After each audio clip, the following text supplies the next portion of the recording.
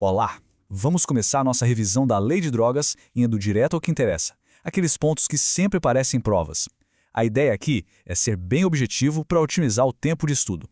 Para começar, a gente vai lá para o início de tudo numa investigação de crime de drogas, a prisão em flagrante. E, claro, os prazos processuais que começam a contar a partir desse momento. Olha só, uma prisão em flagrante, a comunicação ao juiz tem que ser imediata. Mas o ponto crucial, aquele que decide tudo, é o laudo de constatação preliminar da droga. Ele é simplesmente indispensável para provar a materialidade do crime. Sem esse laudo, o juiz tem que relaxar a prisão. É um detalhe que muda todo o jogo da legalidade da prisão, tá? Agora, se liga na diferença dos prazos para a conclusão do inquérito. A lei de drogas é uma exceção bem grande à regra geral, com prazos muito mais esticados. São 30 dias para o indiciado que está preso e 90 dias para quem está solto. E um ponto de atenção máxima: esses prazos ainda podem ser duplicados pelo juiz. Vamos ver como isso cai na prática.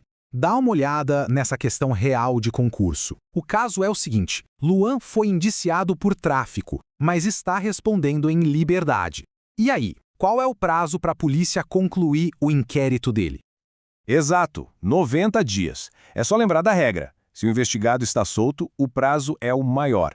E claro, sempre com aquela possibilidade do juiz esticar para 180 dias se houver uma boa justificativa. E tá aí a prova. É a aplicação direta do artigo 51 da lei, preto no branco, definindo exatamente esses prazos. É a mais pura literalidade da lei sendo cobrada na prova. Ok, superada essa parte de investigação, vamos avançar um pouco e falar do rito processual especial da Lei de Drogas. E aqui tem umas diferenças bem críticas em relação ao procedimento comum que todo mundo precisa saber. Bom, aqui está o fluxo do processo. Presta atenção na ordem. Primeiro vem a denúncia. Depois, o acusado é notificado para apresentar uma defesa preliminar. E só então, depois disso tudo, o juiz decide se recebe ou não a denúncia. O pulo do gato está todo aí, nessa defesa que acontece antes do recebimento. A imensa diferença está aqui. No rito comum, a defesa vem depois que a denúncia já foi recebida. Na lei de drogas, não. A ordem é invertida. O acusado já apresenta seus argumentos antes mesmo de juiz decidir se o processo vai para frente. Essa inversão é um detalhe fundamental para qualquer prova. Certo, mais uma questão para a gente testar. Essa aqui é boa porque ela aborda vários aspectos desse rito especial. A pergunta é simples: qual das alternativas está correta sobre o procedimento da Lei de Drogas? A resposta certa é a letra B. É fundamental ter isso em mente. Em regra, o porte para consumo, lá do artigo 28, segue o rito mais simples e rápido do Juizado Especial Criminal, o JECRIM. Aquele rito especial todo que a gente acabou de ver se aplica aos outros crimes, como o tráfico, por exemplo. Já que falamos nele, vamos analisar um pouco mais a fundo um dos artigos mais debatidos da lei, o artigo 28, que é o que trata do porte de drogas para consumo pessoal.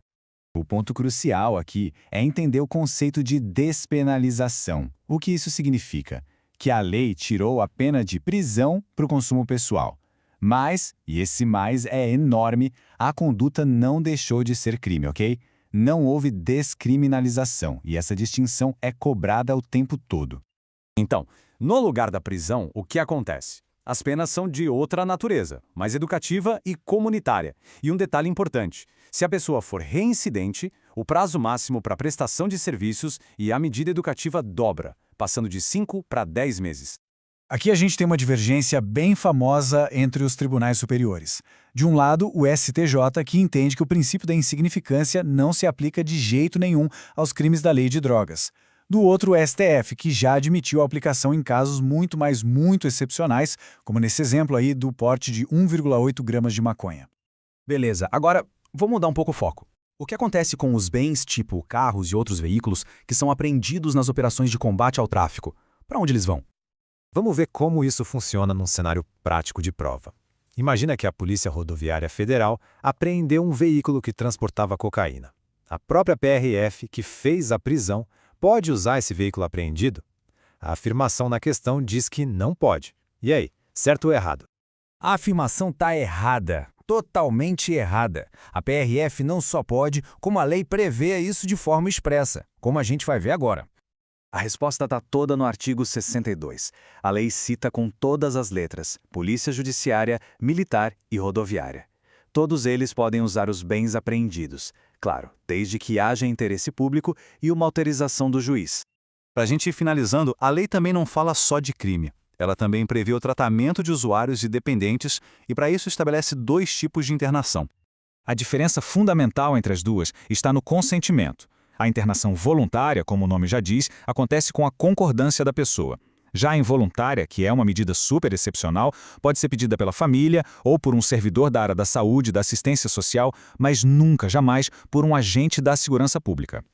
E qual o prazo máximo para essa internação involuntária? 90 dias. O objetivo é único e exclusivo: a desintoxicação. E o prazo não pode passar disso. Para fechar com chave de ouro, vamos testar esse último ponto com uma questão que foi direto ao assunto: a duração da internação involuntária. E tudo isso nos deixa com uma reflexão final, né? Com todo esse debate nos tribunais sobre fixar quantidades para diferenciar o uso pessoal do tráfico, será que essa linha está ficando mais objetiva ou ela continua sendo aquela zona cinzenta, super complexa, que acaba sendo decidida caso a caso pelo juiz? Fica aí a questão.